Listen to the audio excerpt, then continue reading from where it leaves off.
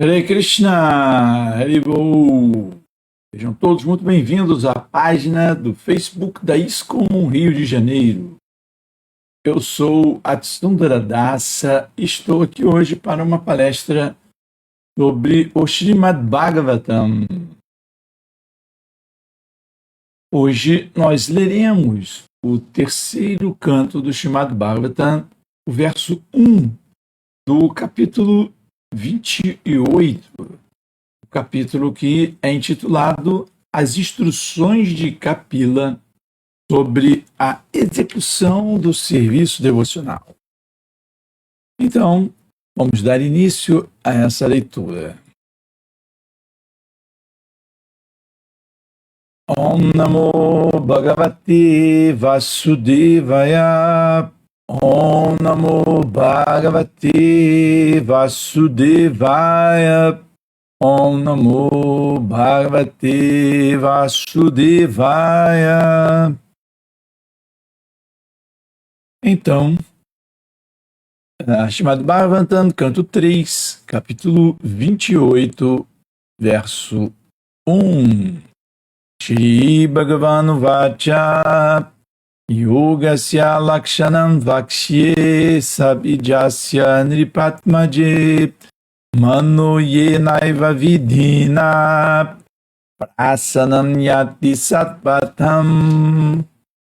Shri Bhagavan Vacha Yogasya Lakshanam Vakshye Sabijasya Nripatmaje Mano Yenaiva Vidhina Prasanam Yati Satpatam. Shri Bhagavan Vacha Yogasya Lakshanam Vakshye Sabijasya Nripatmaje Manuryanaiva Vidhina Prasanam Yati Satpatam. Tradução e significado dados por Sua Divina Graça, Srila Prabhupada. Shri Bhagavan Vacha, a personalidade de Deus, disse Yogasya, do sistema de Yoga, Lakshanam, descrição, Vakshye, explicarei, Sabijasya, autorizado, Nripatmaje, ó filha do rei, Manaha, a mente, Jena, pelo qual, Eva, certamente, Vidina, pela prática, Prasanam, jubiloso, Yati, alcança, Satpatam, o caminho da verdade. Tradução: a personalidade de Deus disse: minha querida mãe, ó filha do rei, agora te explicarei o sistema de yoga, cujo objeto é concentrar a mente. Praticando este sistema, é possível tornar-se jubiloso e avançar progressivamente rumo ao caminho da verdade absoluta. Significado de Srila Prabhupada: o processo de yoga explicado pelo Senhor Kapila Deva neste capítulo é autorizado e padronizado, de maneira que essas instruções devem ser seguidas com muito cuidado. Para começar, o Senhor diz que pela prática de yoga pode-se progredir rumo à compreensão da verdade absoluta, a suprema personalidade de Deus. No capítulo anterior, afirma-se claramente que o resultado desejado do yoga não é alcançar alguns poderes místicos maravilhosos. Não devemos nos deixar atrair de modo algum por tais poderes místicos, senão que devemos obter realização progressiva no caminho da compreensão da suprema personalidade de Deus. Confirma-se isso também na Bhagavad Gita, que afirma no último verso do 6º capítulo que o maior yogi é aquele que pensa constantemente em Krishna dentro de si mesmo, ou aquele que é consciente de Krishna. Afirma-se nesta passagem que, seguindo o sistema de yoga, é possível tornar-se jubiloso. O Sr. Kapila, a personalidade de Deus, que é a autoridade máxima em yoga, explica aqui o sistema de yoga conhecido como Ashtanga Yoga, que compreende 8 práticas diferentes, a saber, Yama, Niyama, Asana, Pranayama, Pratyahara, Dharana, Dhyana e Samadhi. Através de todas essas fases de prática, deve-se compreender o Senhor Vishnu, que é o alvo de todo yoga. Existem pretensas práticas de yoga nas quais se concentra a mente no vazio ou no impessoal, mas isso não é aprovado pelo sistema autorizado de yoga, conforme explica Kapila Deva. Até mesmo Patanjali explica que a meta de todo o yoga é Vishnu. Portanto, o Ashtanga Yoga faz parte da prática Vaishnava, porque sua meta última é a compreensão de Vishnu.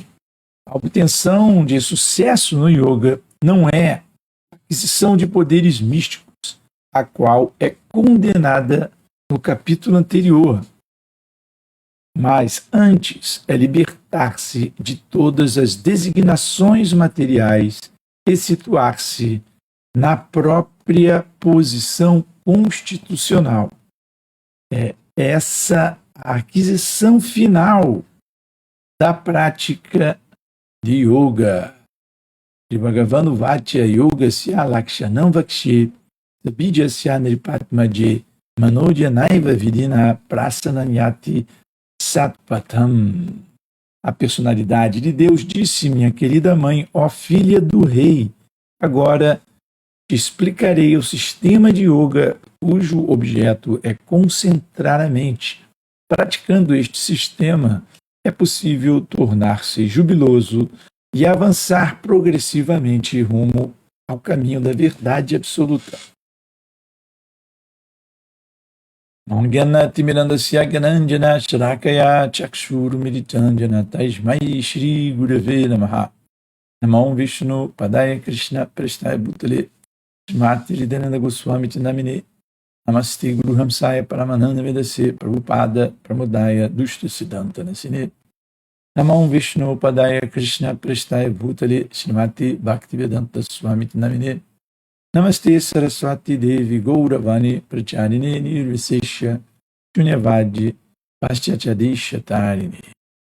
Assim na mais escura região de ignorância, porém, meu mestre espiritual abriu meus olhos com a luz do conhecimento transcendental e a ele ofereço minhas mais humildes e respeitosas reverências. Hare Krishna, Krishna Krishna, Hare Hare, Hare Rama, Rama Rama, Hare Hare. Então aqui, começando um capítulo novo, capítulo 28, instruções de Kapila sobre a execução do serviço devocional, o Senhor Kapila, a personalidade de Deus, anuncia que começará a explicar o sistema de yoga, mas que esse sistema de yoga tem um objetivo de concentrar a mente para quê? Para, após dominar a mente, avançar progressivamente rumo ao caminho da verdade absoluta. Srila Prabhupada explica no significado que o resultado desejado do yoga não é alcançar poderes místicos maravilhosos, dominar essa natureza material. A yoga não é, originalmente, não traz o propósito de aumentar a capacidade de desfrutar a energia material, nem de dominar a energia material, seja através de uma saúde perfeita, de manter o corpo completamente apto ao desfrute, e muito menos através da prática do desenvolvimento de poderes místicos com os quais se domina parte dessa energia material, como, por exemplo, o poder místico de se tornar menor do que o menor, ou de ter o poder de tocar, ou de se locomover para outros pontos deste mundo material sem simplesmente tomar uma condução ou sair andando.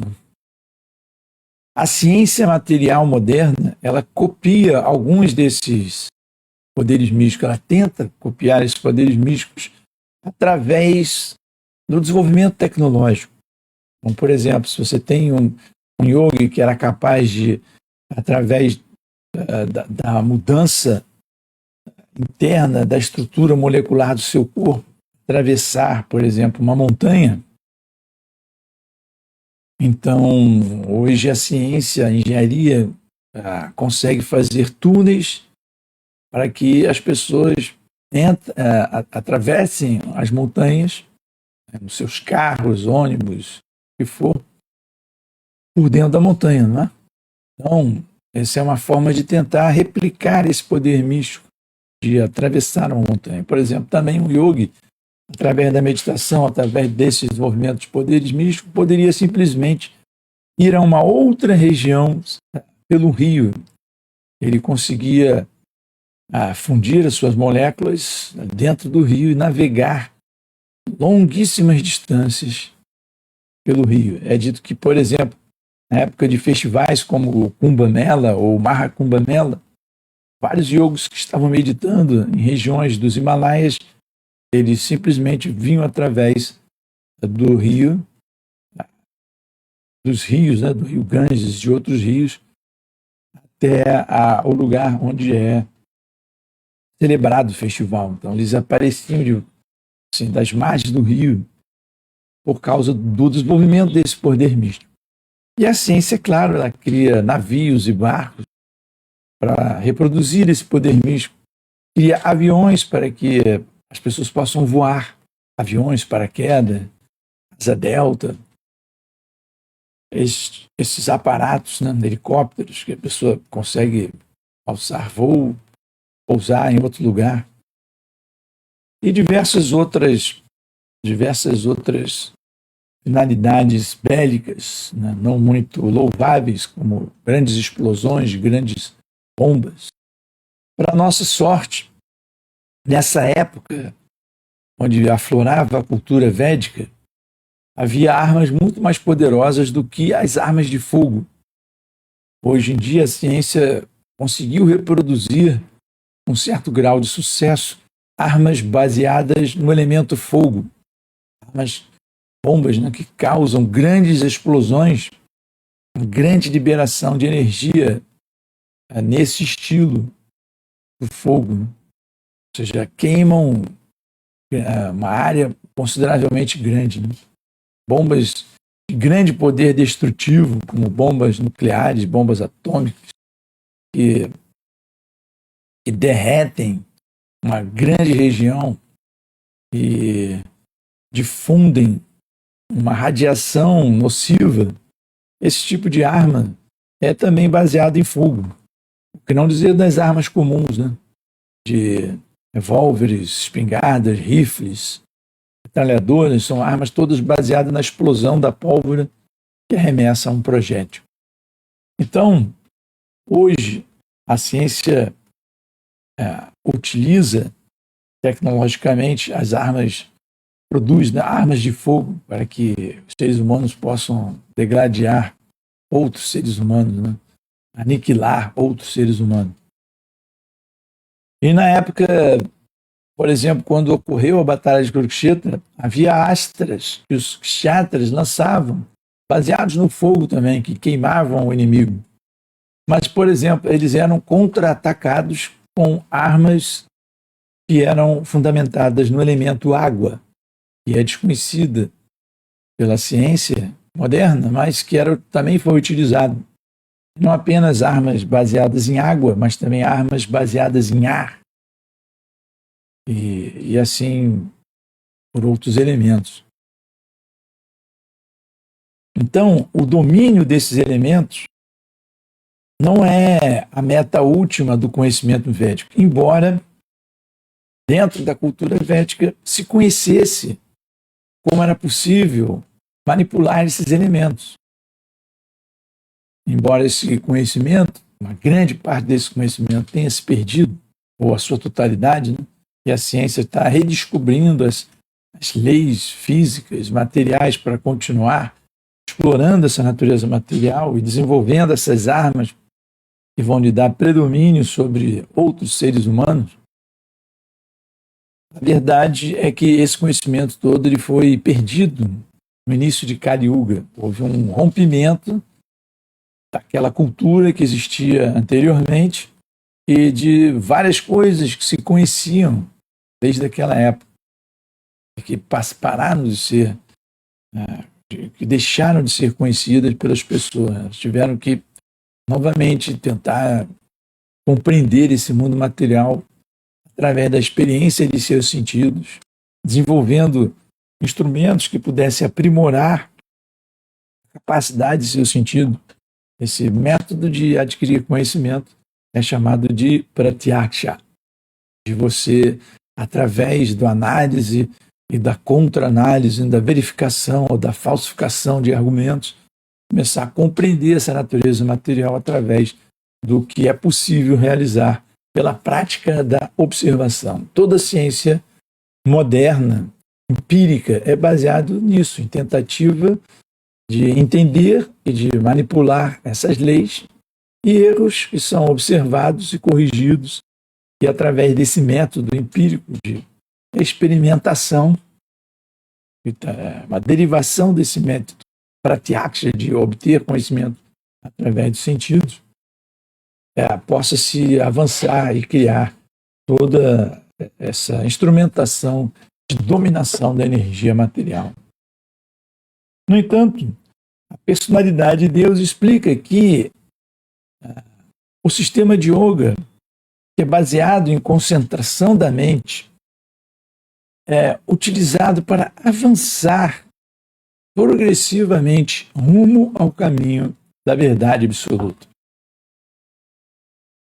E Prabhupada menciona que o objetivo não é alcançar a dominação da natureza material. E ele diz que não devemos nos atrair pelo desenvolvimento desses poderes mesmo, mas sim obter essa compreensão gradual, progressiva, da suprema personalidade de Deus. E Prabhupada cita o Bhagavad Gita, o último verso do 6º capítulo, que diz que aquele que pensa constantemente em Krishna dentro de si mesmo, ele é o maior yogi.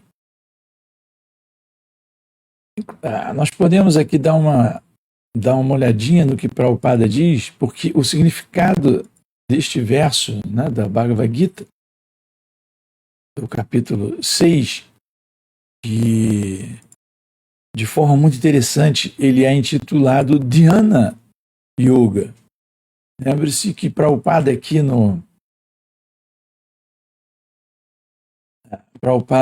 disse que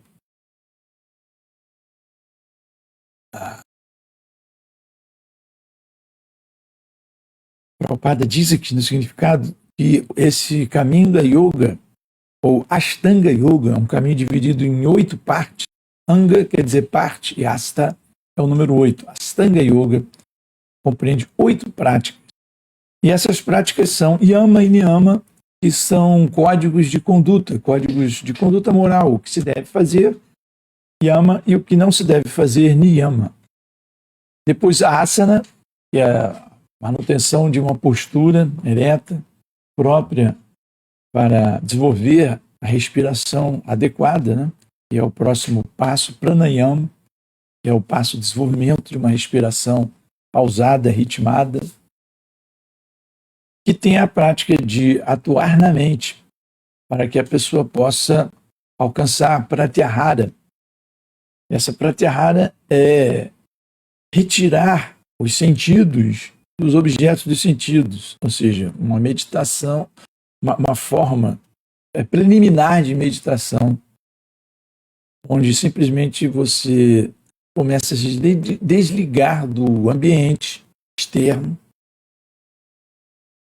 controlando a respiração. É dito que há uma relação íntima da respiração com a mente. À medida que a mente se agita muito, a pessoa se torna ofegante, né?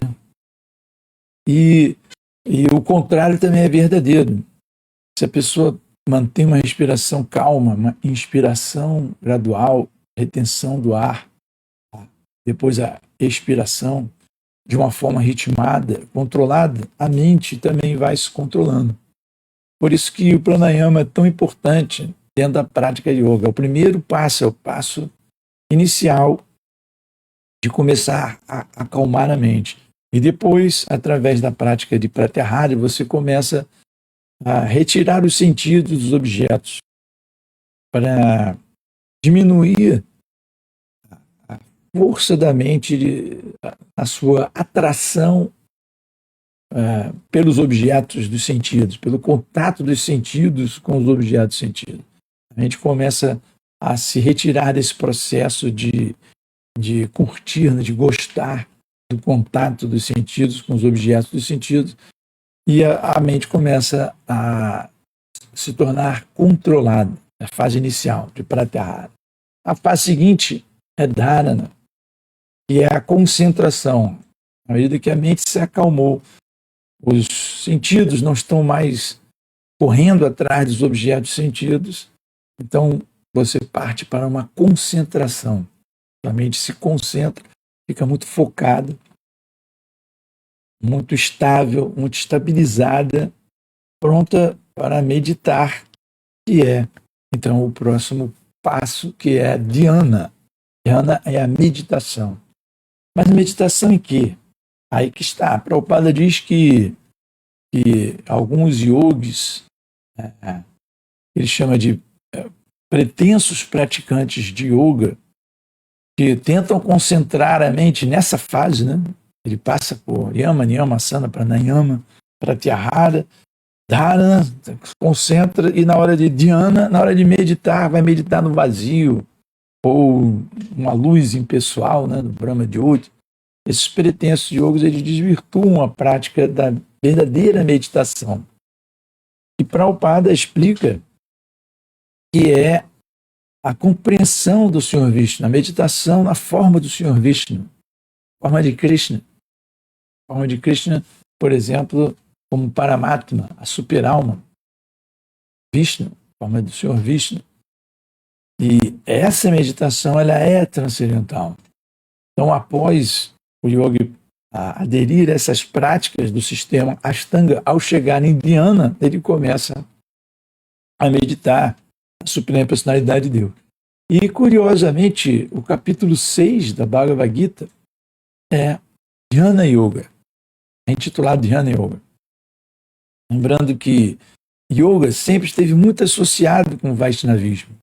Embora a nossa escola Vaishnava seja a escola de Vyasadeva, a escola Vedanta, porque nós seguimos o Vedanta, não diretamente a yoga de Patanjali, mas o Vaishnavismo está sempre ligado com a yoga, porque a yoga é a reunião da alma espiritual com a verdade absoluta, do ponto de vista dos Vaishnavas, de Krishna. Então, na Bhagavad Gita, por exemplo, o capítulo 3 é Karma Yoga. E depois, o capítulo 5, Karma Yoga, ação e consciência de Krishna, onde é explicado Jnana Yoga e Buddha Yoga, que é a yoga do conhecimento, yoga da inteligência. E Prabhupada diz que a verdadeira inteligência, ou a verdadeira Buddha Yoga, é a ação e consciência de Krishna, que é a Bhakti Yoga. Então, o devoto, o Vaishnava, ele está sempre, de alguma forma, trilhando o caminho do yoga, né? À medida que ele pratica serviço devocional, ele está praticando Buddha Yoga, está praticando Karma Yoga, indiretamente, não diretamente, mas tem esses benefícios. Ou ele até supera os benefícios de se praticar Karma Yoga, Jnana Yoga, Buddha Yoga. Por exemplo, quando Prabhupada ele passava horas traduzindo esses livros, ele estava citando, né, vários textos, como os Puranas, outros Puranas, por exemplo, Vishnu Purana, Skanda Purana, que são muitas vezes citados por Srila Prabhupada. Ele também está praticando Jnana Yoga. Indiretamente, ele está desenvolvendo esse conhecimento. E o conhecimento do quê? Da verdade absoluta. Então, aquele que pratica Bhakti Yoga, a yoga mais elevada, ele passa por todas essas fases. Ele acaba controlando os sentidos e a mente ao desenvolver um serviço devocional focado, meditando na forma de Krishna, meditando no som transcendental do Mahamantra Hare Krishna, que ele está constantemente cantando, olhar as formas das deidades do templo sagrado de Krishna, ocupando seu sentido da visão, ocupando o paladar ao provar alimento anteriormente oferecido a Krishna. Ao praticar todos esses tipos de serviço, ao ouvir devotos explicando sobre Krishna, ou explicando sobre Krishna, sobre essa filosofia por trás da consciência de Krishna, é a forma correta de ocupar a mente e de retirar os sentidos dos objetos sentidos através de provar um gosto superior, que é o gosto de conversar sobre Krishna. Krishna, a tradução da palavra Krishna é aquele que é todo atrativo.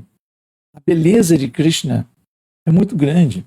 Quando nós sempre estamos meditando na beleza de Krishna, na doçura de Krishna, como é bom fazer algo para Krishna, deixar Krishna satisfeito.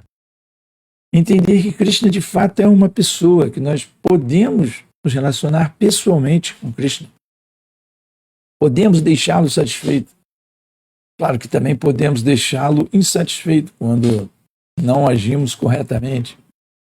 Mas, à medida que nós agimos seguindo as instruções dos sadhus, do Guru, apoiado nas instruções dos Puranas, dos Vedas, do Vedanta Sutra, o do comentário natural de Vyasadeva, o Vedanta Sutra, que é o chamado Bhagavata, à medida que aderimos ao que está escrito nessas escrituras, e meditamos nesses aforismos, nesses sutras, nos versos dessas obras, e desenvolvemos uma contemplação do significado que existe em cada um desses versos. À medida que fazemos isso, avançamos em Buddha Yoga, avançamos em Bhakti Yoga. E, curiosamente, o capítulo 6, aqui, na Bhagavad Gita, é intitulado Dhyana Yoga. E lá no capítulo 12 vai se falar do serviço devocional a Krishna. E no capítulo 15 da Bhagavad Gita, nós falamos da Yoga da Pessoa Suprema. Então, a Yoga, embora seja uma escola de Patanjali, não a escola de Vyasa, que é o Vedanta, ela está sempre caminhando lado a lado com o Vaishnavismo, sendo que nós enfatizamos que a prática da verdadeira yoga é aquela que leva a pessoa a pensar constantemente em Krishna, tornar-se consciente de Krishna, e de acordo com o que Prabhupada estava explicando aqui no significado, a pessoa se torna jubilosa, ela se torna feliz.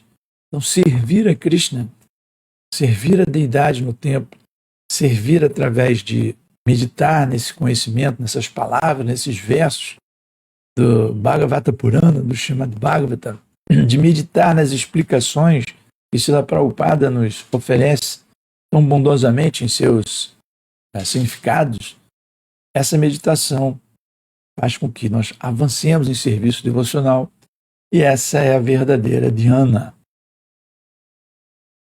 Mas, como o Prabhupada mencionou aqui, vamos olhar o último verso desse capítulo 6 da Bhagavad Gita. É o verso 47 do capítulo 6. E ele diz o seguinte: Yoginam apisarvesham madgatenantaratmana shradavan bhajate yoman sameyukta tamo mataha, cuja tradução é a seguinte: de todos os yogis, aquele que tem muita fé e sempre se refugia em mim, pensa em mim dentro de si mesmo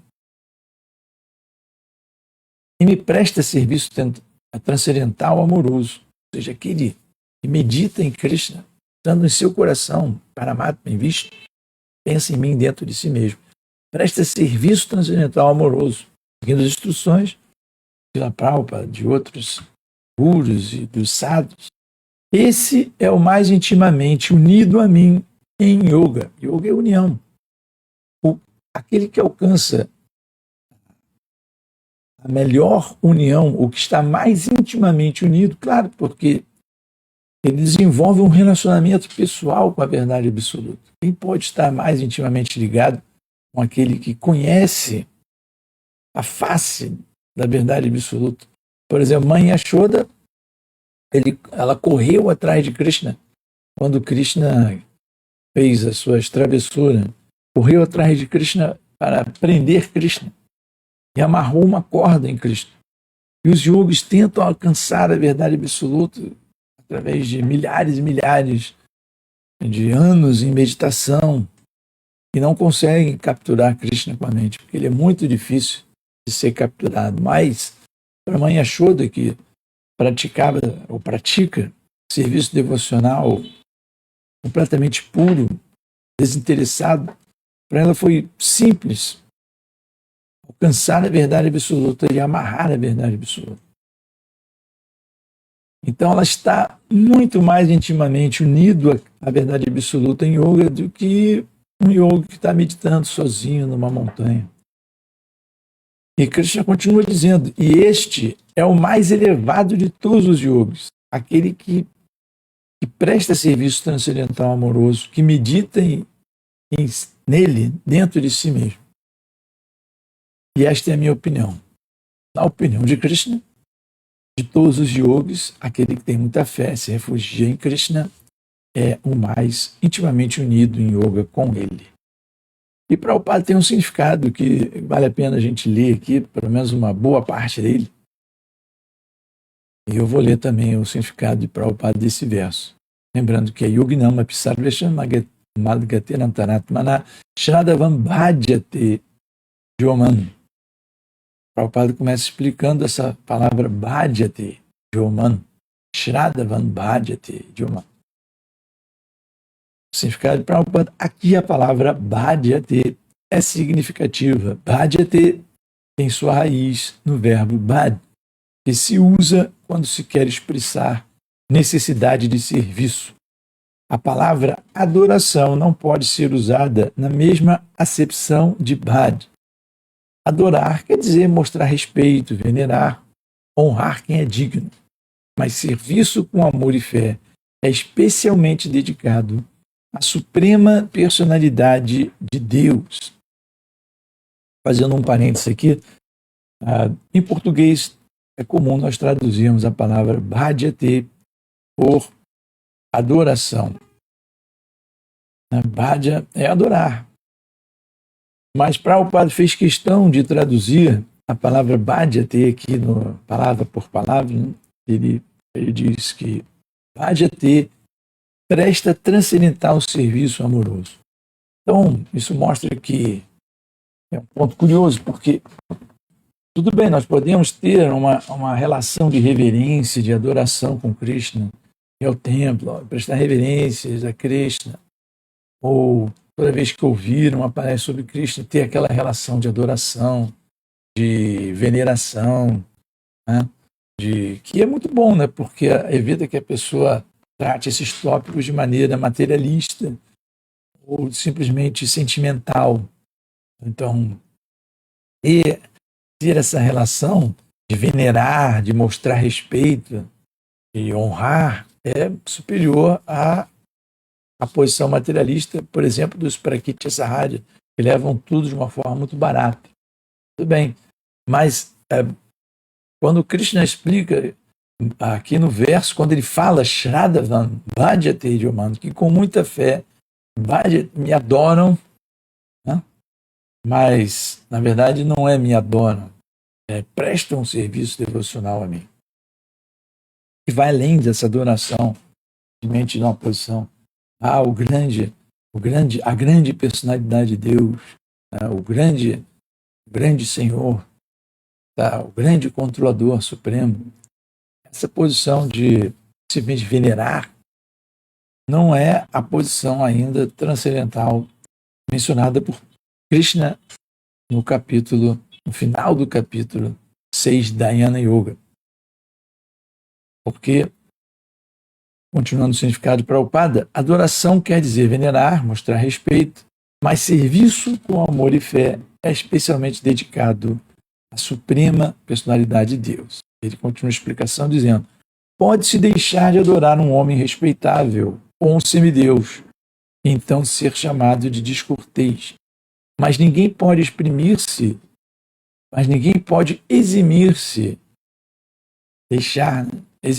de servir o Senhor Supremo e escapar a uma completa condenação. Ou seja, toda vez que o ser vivo se exime de prestar esse serviço, que é a nossa posição original, constitucional, à medida que Krishna expande-se na forma Vibhinamsa, ele se expande como Swansa, em suas próprias expansões, como Kapila, que é a personalidade de Deus, porque é uma expansão direta de Krishna. Swamsa, expansão própria de Krishna.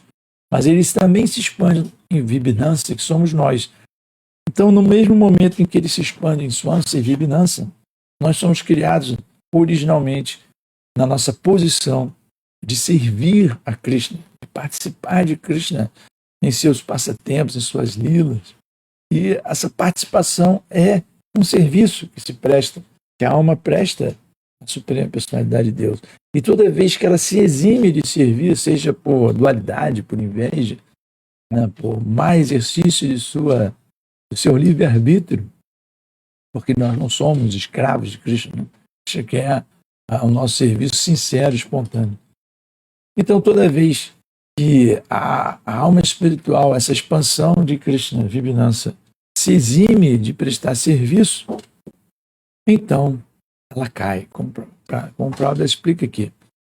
Né? Ele usa o termo completa condenação. Né?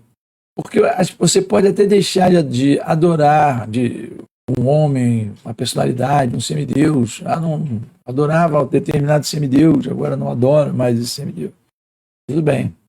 Mas quando você se exime de prestar serviço a Krishna, aí, de acordo com Prabhupada literalmente diz, você não pode escapar de uma completa condenação, que é a queda dentro da energia externa de Krishna, este mundo material. Prabhupada continua: todo ser vivo é parte integrante da suprema personalidade de Deus. E assim, por sua própria constituição, todo ser vivo é designado a servir o Senhor Supremo. Essa é a nossa constituição, a forma original em que fomos constituídos, ou criados, ou expandidos, né, para usar um termo mais diretamente de acordo com o fato de sermos expansões de Krishna. Claro que expansões diminutas, Vibhinamsa, né? Mas, uma vez que somos parte integrantes da Suprema Personalidade de Deus, por nossa própria Constituição, nós somos designados a servir ao Senhor Supremo. Prabhupada continua: deixando de fazer isso, ele cai. Essa é a razão da queda. À medida que deixamos de servir Krishna, caímos. O Bhagavatam 11.5.3 dá a seguinte confirmação disso: Yaesham Purusham Sakshat Atma Prabhavam Ishwaram Nabhajanti avajananti stanadbrasta patayanti adaha. Quem não prestar serviço e negligenciar seu dever para com o Senhor primordial, que é a fonte de todas as entidades vivas, de certo cairá de sua posição constitucional. Então, isso também é uma diferença que existe entre o processo ou a filosofia da consciência de Krishna, é que nós podemos avançar, né? Por exemplo, estamos agora numa situação precária dentro desse mundo material, condicionados pela energia externa, condicionados a aceitar um determinado corpo. Por exemplo, a pessoa tem um corpo humano, ele aceita as condições impostas por esse corpo. Se ele tem um corpo de cachorro, ele tem que aceitar as condições, andar, as quatro patas, cheirando tudo. Ele aceita aquelas condições impostas pelo corpo. Isso é condicionamento, ou estar condicionado a um corpo material. Então, à medida que a pessoa cai, ela pode cair, ou seja, ela pode evoluir. Ela está numa forma humana de vida e pode cair para uma forma inferior de vida. Assim também ela pode evoluir, subir para outra posição. Então nós podemos cair da nossa posição constitucional quando negligenciamos, e aí somos arremessados a este mundo material, ou podemos voltar de volta ao Supremo, como Prabhupada dizia, lema de sua revista, volta ao Supremo, podemos voltar à nossa posição constitucional. Quando retomamos o nosso dever constitucional de servir a Cristo. Então, no Bhagavatam 11.5.3 se diz, Naisham Purusham Saksha Atma Prabhavam Ishwaram Nabhajanti, a mesma raiz aqui, Nabhajanti Abhajananti Stanadbrasta Patayanti Adaha.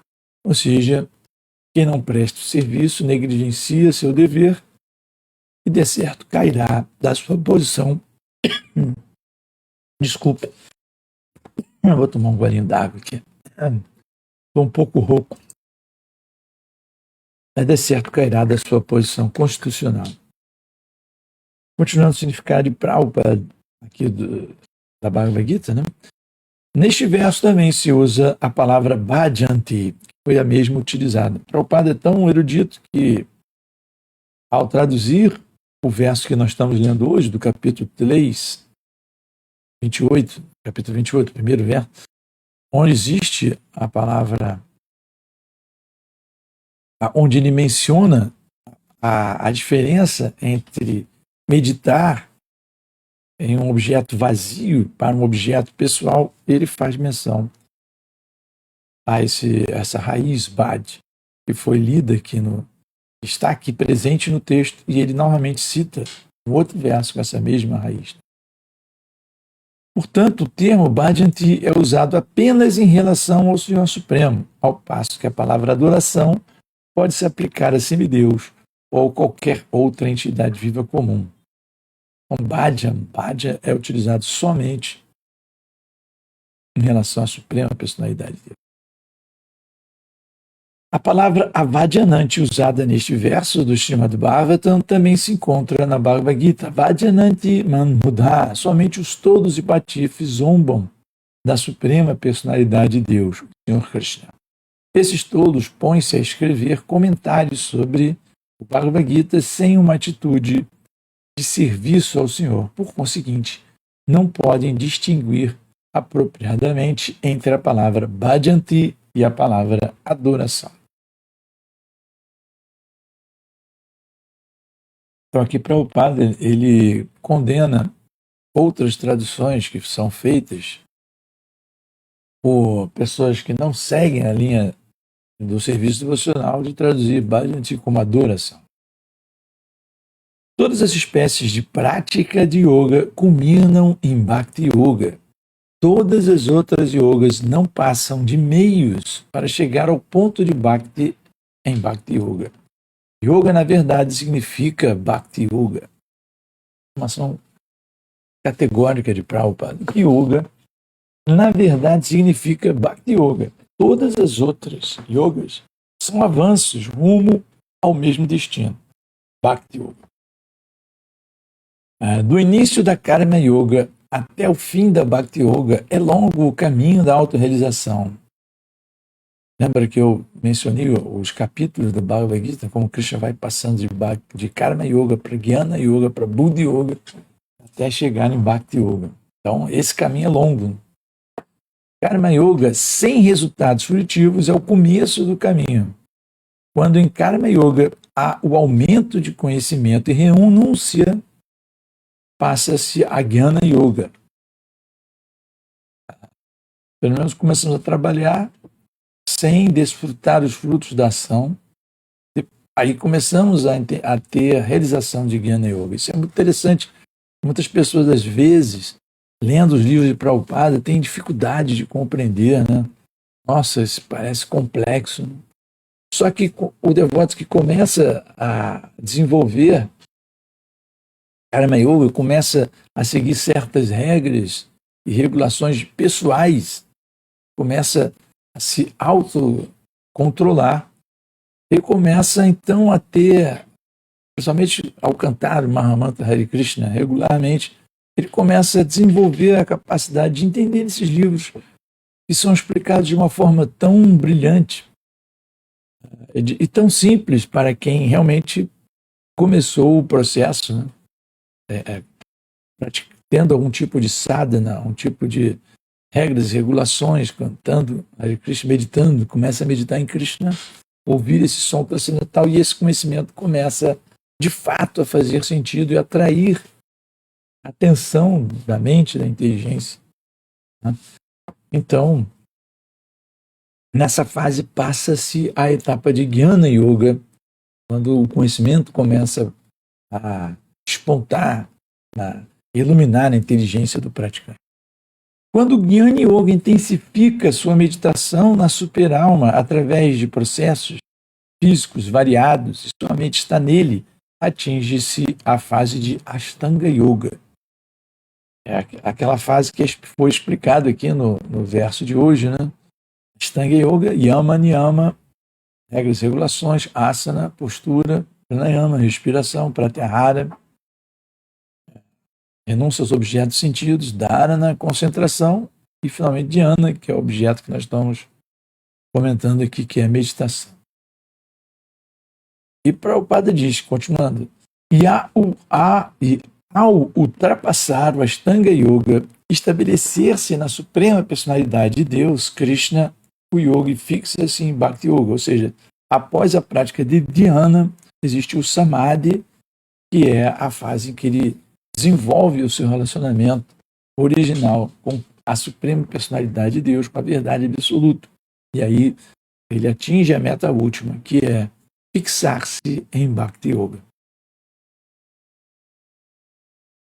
O yogi fixa-se em Bhakti Yoga, a culminação, Samadhi. De fato, Bhakti Yoga é a meta última, mas para analisar Bhakti Yoga em pormenores, deve-se compreender essas outras yogas. O Prabhupada menciona essas outras yogas porque elas são necessárias. Esses passos, para compreender esses passos, ele é necessário para que nós possamos progredir em Bhakti Yoga. Mas a pessoa pode, de fato, diretamente praticar Bhakti Yoga, e ao seguir o processo apresentado por Srila Prabhupada, ela vai controlar sua mente, ela vai retirar dos sentidos, os objetos sentidos, vai concentrar-se, vai meditar em Krishna, tudo de uma forma muito natural. Por isso que o cantar do Mahamantra Hare Krishna, ele não pode ser subestimado nunca.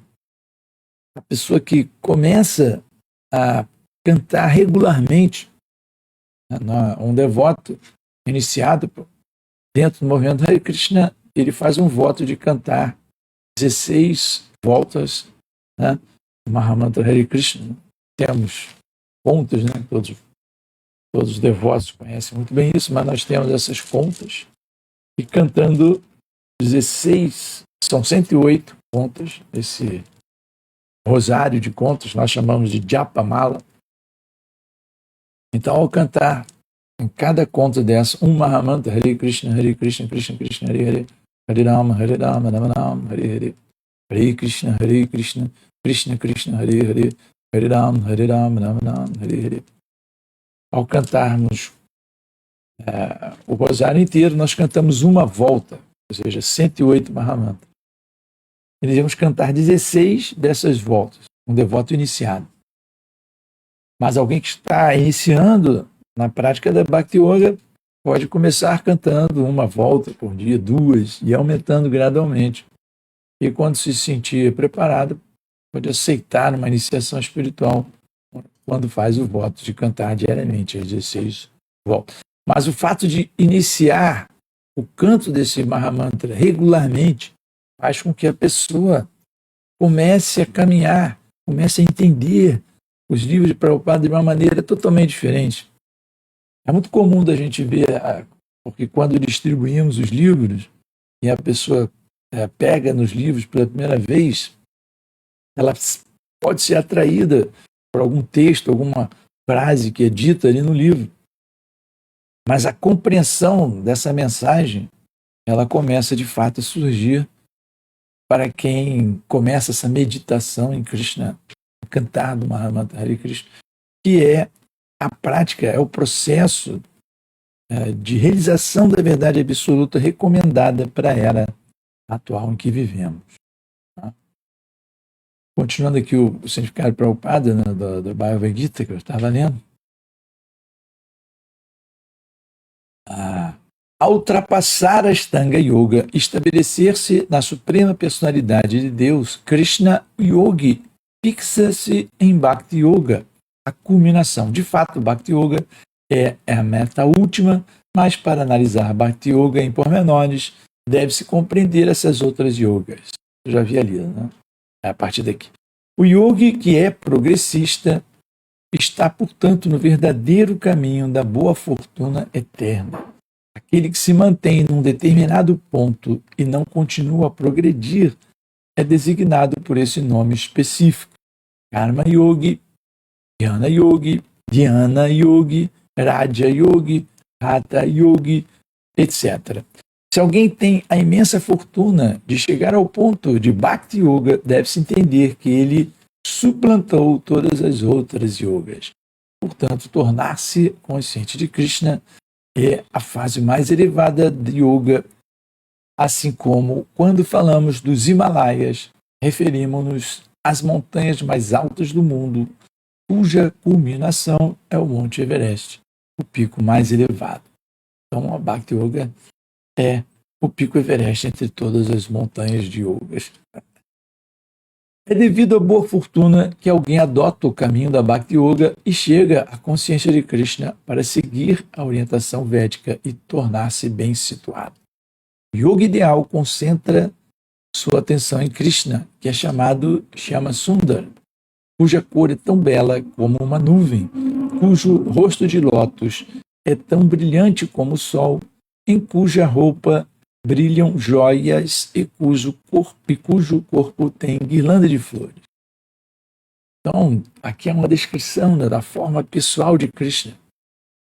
Essa descrição de Krishna como Shyama Sundar, ou como Govinda, ou como Gompala, é extensiva em toda a literatura Vaishnava. Então, nós temos muitas informações de como Krishna se veste, como Krishna anda, como Krishna fala, como Krishna se relaciona, seus passatempos com seus amigos vaqueirinhos, com as suas amigas, as gopis, com as pessoas mais velhas, ou com as pessoas mais novas também.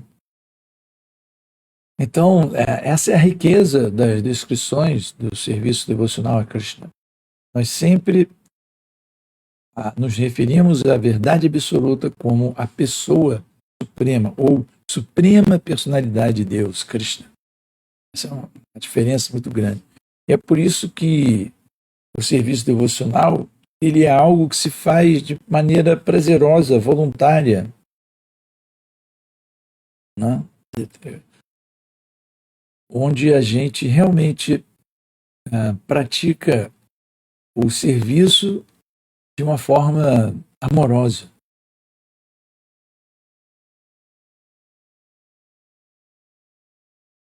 Muito bem.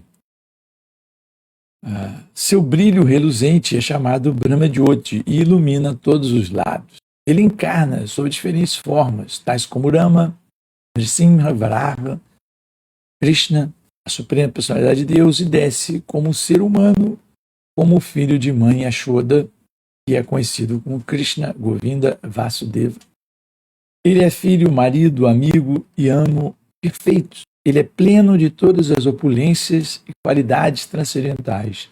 Se alguém permanece deveras consciente deste aspecto do Senhor, ele é chamado o yogi mais elevado. Essa etapa de perfeição máxima em yoga só pode ser alcançada através de Bhakti Yoga, como se confirma em toda a literatura védica. Yasyadeve parabhaktir yatadeve tataguru tasyaite kasitahyartha prakashante mahatmana. Somente aquelas grandes almas que têm fé irrestrita, tanto no Senhor quanto no Mestre Espiritual, é que todos os significados do conhecimento védico são automaticamente revelados. Isso é do Shvetashvatara Upanishad 6.23.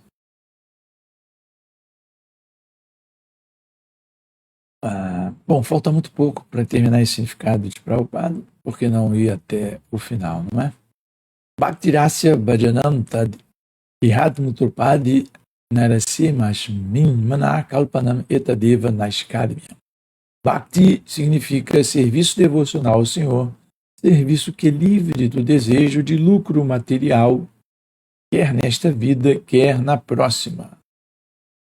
Essa é a distinção de Bhakti Yoga. Um Bhakti Yoga, ele não quer lucro pela sua prática, como, por exemplo, esses yogis que querem desenvolver poderes místicos. É uma forma de lucrar dentro dessa vida material. Mas o Bhakta verdadeiro, ele é desprovido desse tipo de desejo, né? Ele é livre do desejo de lucro material, quer nesta vida, quer na próxima. Não se trata apenas de ir para o céu e desfrutar lá com os anjos, com as anjas, né? Desprovido dessas inclinações, a pessoa deve absorver toda a sua mente no Supremo. Este é o propósito de Naiskarmya. Isso está no Gopala Tapani Upanishad. Estes são alguns dos meios para a execução de Bhakti ou consciência de Krishna, a mais elevada fase de perfeição do sistema de Yoga. Veja como o Prabhupada, de uma forma tão elegante, cita Shvetashvatara Upanishad, Yasyadeve Parabhaktir Yatadeve Tataguru. Cita também Gopala Tapani Upanishad, Bhaktirasya Bhajanam Tad Ramutopradi Naisharameshamim Manakalpana. Além de outros versos, né? Como foi citado aqui nesse verso do Bhagavad Gita, citando também um verso do Bhagavad que nós lemos, né? Yaisam Purusan Saksha Atma Prabhavam Ishwaram. Essa é a erudição transcendental completa de Srila Prabhupada. Muito bem, vou terminar aqui. Hoje nós lemos do Srimad Bhagavatam, canto 3, status quo, capítulo 28, instruções de Kapila sobre a execução do serviço devocional. Hoje lemos o verso de número 1. Eu vou repetir aqui. Shri Bhagavanu Vacha Yogasya Lakshanam Vakshye Sabijasya Nripatmaje Manoenaiva Vidina Prasanam Yati Satpatam. A personalidade de Deus disse: minha querida mãe, ó filha do rei, agora te explicarei o sistema de yoga, cujo objeto é concentrar a mente. Praticando este sistema, é possível tornar-se jubiloso e avançar progressivamente rumo ao caminho da verdade absoluta. Então, vamos dar aqui uma olhada no chat aqui do Facebook do Rio de Janeiro, onde nós estamos, não é verdade?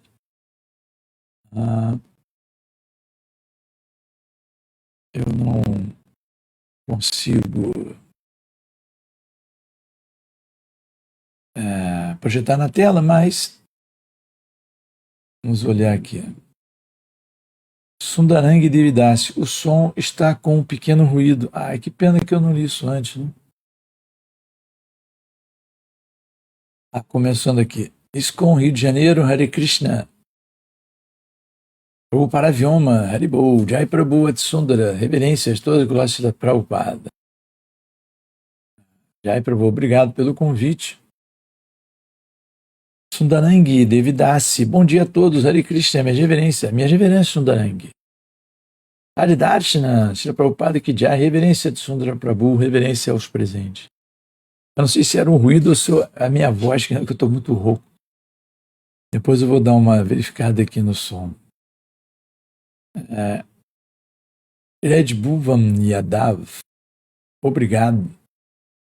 Adilha Devidasi, minhas reverências, irmão. Reverência também, Hare Krishna. Bhaktinval, reverências, Prabhu. Hoje é Ekadasi, lembra Sundarang, é verdade, né? Hoje é Ekadasi, jejum de grãos, feliz Ekadasi a todos. Sundarang, muito grata por esta aula tão boa, tão completa, tão filosófica e tão extraordinária. Ô Sundarang, eu fico muito feliz por você ter apreciado, mas na verdade, devido ao fato de você prestar serviço devocional, Krishna vai lhe revelando através mesmo de devotos não tão qualificados que falam sobre Krishna, mas a sua capacidade de absorver esse conhecimento transcendental faz com que você aprecie a aula, né? Alexandre Lima, reverências para Prabhu Sundara, as minhas também. Sundarang, mudei de aparelho e o som melhorou, pode ser problema daqui. Eu sei que hoje eu estou meio rouco, né? Mas se melhorou, eu fico feliz. Haridarshana. No Ekadasi, alguns grãos são sementes e podem ser consumidos. São cereais e leguminosas. Então, os cereais e leguminosas são retirados. Bom, sementes podem ser consumidas, mas não grãos e leguminosos, como arroz, feijão, pão.